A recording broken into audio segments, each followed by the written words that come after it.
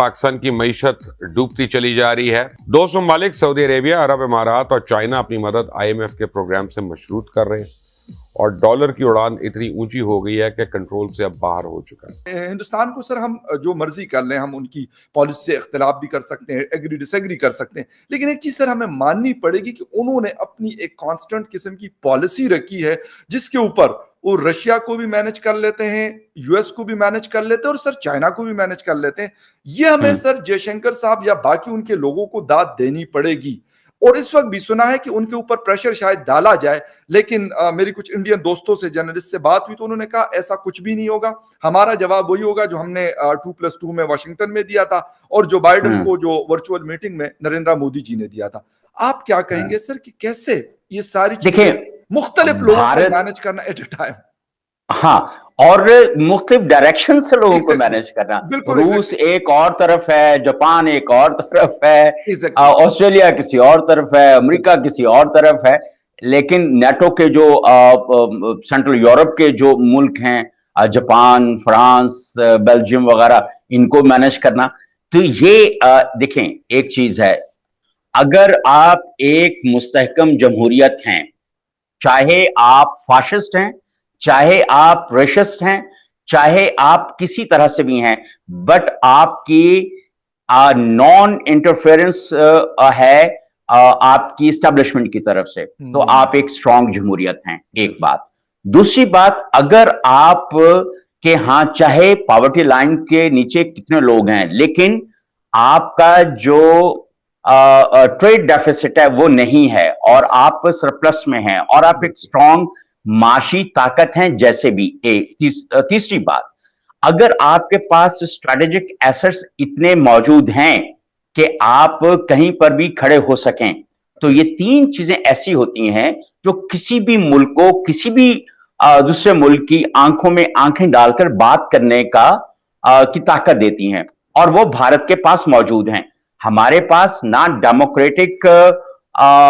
Democracy है उस तरह की, ना हमारे पास स्ट्रेटेजिक एसेट्स हैं उस लेवल के, और ना हमारे यहाँ अल्लाह आपका भला करे लोगों के साथ हमारी कोई फॉरेन पॉलिसी का भी कुछ पता नहीं चलता, माशी तौर पर भी मुस्तहकम नहीं है।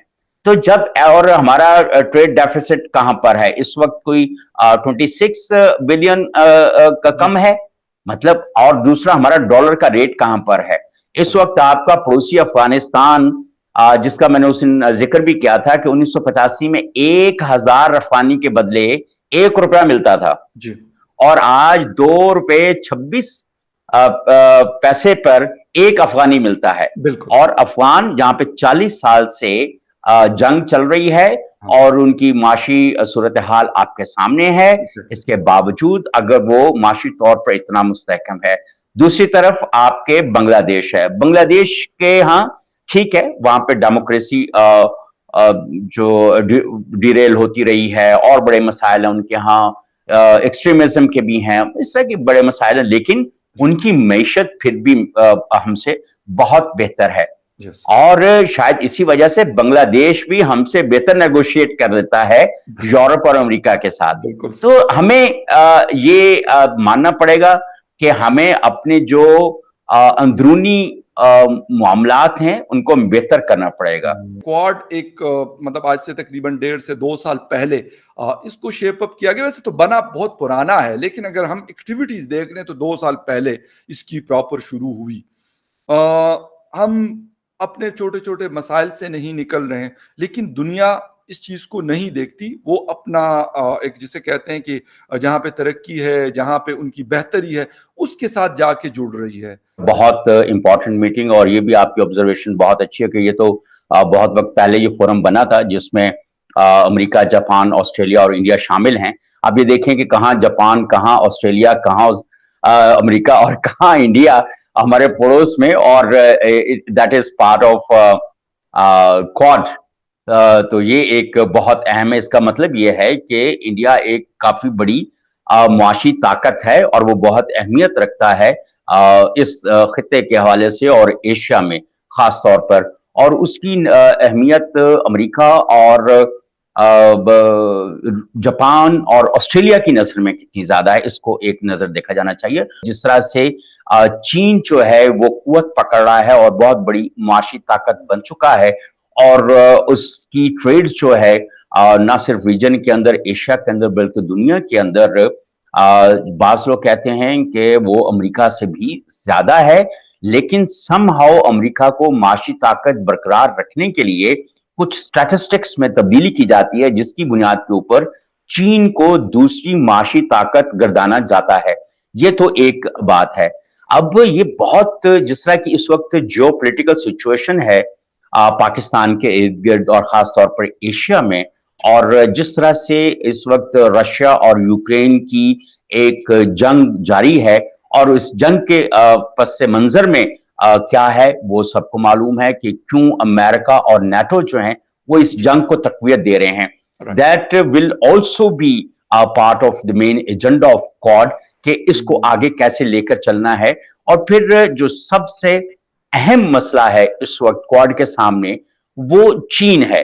और क्वाड में ही एक और चीज जो डिस्कस होने वाली है वो ये है कि जो नई कोल्ड वॉर शुरू हो चुकी है चीन में के खिलाफ, उसमें भारत का मुमकिना रोल क्या हो सकता है।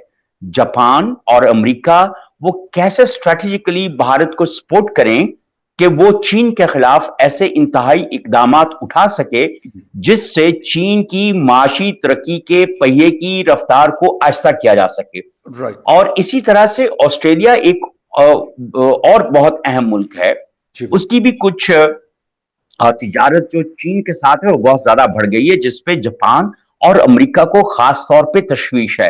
तो इसके ऊपर भी बात होगी कि अगर ऑस्ट्रेलिया चीन के साथ तिजारत नहीं करता तो फिर उसके लिए ऑल्टरनेट क्या है, क्या किसी और जगह से कंज्यूमेबल्स और दूसरी जो इंडस्ट्री इक्विपमेंट्स हैं वो सस्ते दामों में और अच्छी स्पेक्स के साथ कहां से ऑस्ट्रेलिया को मिल सकते हैं। तो इस तरह बहुत सारे मामला ऐसे, इवन अमेरिका के अंदर जो सबसे ज्यादा तिजारत है वो चीन की है।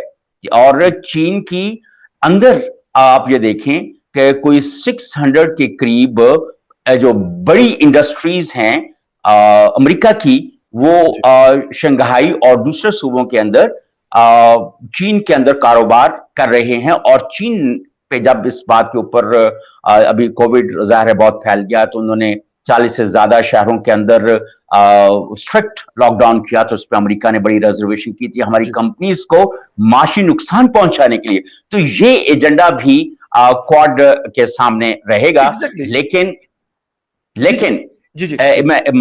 लेकिन क्या ये इतना बड़ा एजेंडा लेके 4 मुल्क बैठे हैं, तो क्या ये 4 मुल्क इतना बड़ा एजेंडा एग्जीक्यूट कर सकेंगे? सवालिया निशान ये है।